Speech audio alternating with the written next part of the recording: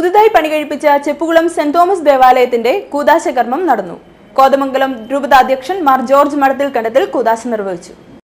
വികാരി father Jio Thadikkattu, father Thomas Kuzhinjalil, father Thomas Poovathinkal, father Robin Kunjalil, father Joseph Kallarikkal, father Jose Vallathu, father George Thachil തുടങ്ങിയവർ സഹകാർമ്മികരായിരുന്നു. ദൈവാലയത്തിന്റെ പ്രധാന തിരുനാളും കൂദാശയോടും ജൂബിലിയോടും അനുബന്ധിച്ച് ആഘോഷിക്കും. തിരുനാൾ 27, 28 തീയതികളിലും ജൂബിലിയുടെ സമാപനം 29-നുമാണ്. രൂപത മുൻ മെത്രാൻ മാർ ജോർജ് പുന്നക്കോട്ടിന്റെ അധ്യക്ഷതയിൽ ചേർന്ന യോഗത്തിൽ മെത്രാൻ മാർ ജോർജ് മടത്തിക്കണ്ടത്തിൽ അനുഗ്രഹ പ്രഭാഷണവും ഇടവകയുടെ ജൂബിലി സുവനീർ പ്രകാശനവും നടത്തും. ജലവിഭവ വകുപ്പ് മന്ത്രി പി.ജെ. ജോസഫ് ഉദ്ഘാടനം നിർവഹിക്കും. പി.ടി. Thomas MP. മുഖ്യപ്രഭാഷണം നടത്തും.